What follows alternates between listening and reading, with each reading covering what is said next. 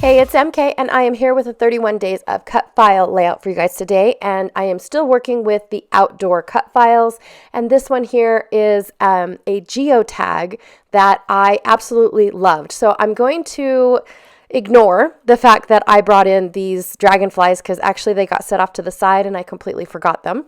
I have a couple of these wordy bits and tree rings that are all left over from the Simple Stories Lake Life collection.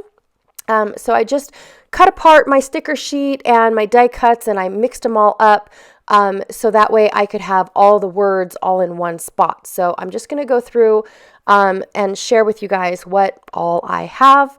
Here's the geotag. I absolutely love it. It also reminds me of a paper clip, like an elongated paper clip. So anyways, from Scrapbook Addicts, I have a couple little odds and ends pieces. And on the back side of her packaging, I have these acetate leaves.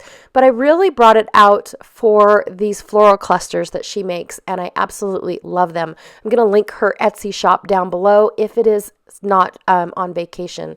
Hopefully not, because her work is amazing.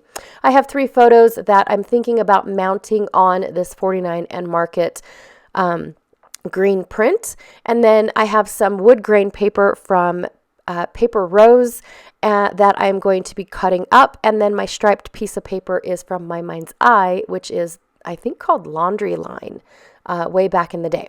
So I'm not going to make you guys watch me cut up all of this wood grain into 1.5-inch squares. I am going to show you guys that I'm going to do it right here with, what's it called? This one little strip, but I do end up cutting up all the wood grain. And what's really weird is after it was all cut up, I really felt like I had less squares. It was weird. So here's all my squares. I did distress every single one of them as well. This is one of my favorite designs on a page, is to take a whole pattern paper, chop it all up, distress the edges, and then put it back on a page. I don't know why, but it just is one of my favorite. Now, it does take me a long time to line up the wood grains. I didn't keep them in order. I should have, but I did not.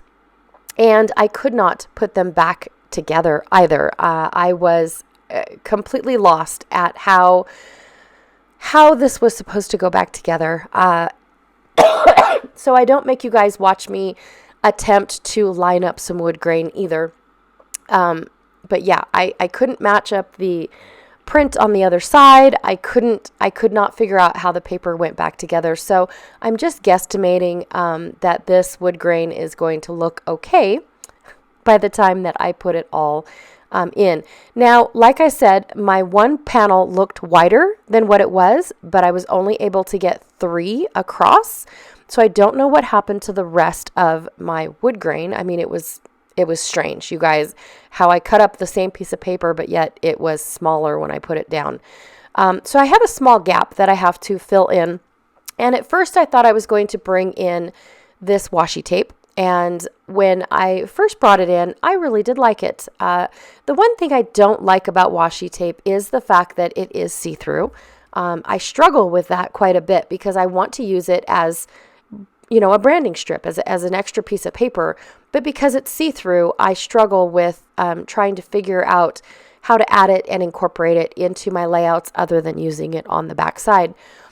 Yes, I can put it on a white piece of cardstock, but I don't get that ripped edge that I get when I just rip the washi tape in half. The ripped edge on white cardstock is a little forced, I guess I should say. So I went ahead and I put the washi on both sides, and at first I really liked it, but I feel like it sticks out like a sore thumb. I feel like it really does not match. Sorry about that. I needed to wet my whistle. So I'm going to go ahead and try to build my layout using the pieces that I had picked out from my Lake Life words and my Scrapbook Addict pieces. And I did pick out a couple of those acetate butterflies. I liked those a lot better than my dragonflies that I had originally picked out. So just trying to play around and see how all the elements make into play. I want this geotag to be almost like the landing line for my title. And then I'm just going to have another cluster over on the left, or on the right. So Lake It or Leave It is my title. Now this is a picture of Mono Lake. And we are at the end of the walkway and just taking pictures of the scenic view. That's all we are doing. Here's where I decided that, nope, that washi tape was not for me. And so I picked out this, oh, forgive me if I cannot remember if it's Close to My Heart or Stampin' Up. I don't remember. But as you could clearly see, I just barely opened it. I've had it for a while.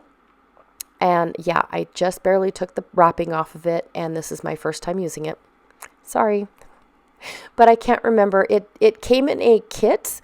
And it does not have the company's logo or insignia or writing on the spools at all. So I clearly did not remember if it was Stampin' Up or Close to My Heart. I really want to say it's a Stampin' Up because Stampin' Up is pretty good at incorporating fibers into their kits, where Close to My Heart kind of gave up doing that a while ago unless it was home decor. So I want to say it was a Stampin' Up ribbon, but it matches Sarah's floral clusters beautifully. I absolutely loved how it matched. I didn't bother taking off the washi tape. It was completely covered. You can't really see it, so I'm okay with that. I'm going to go ahead and put all of my clusters back together.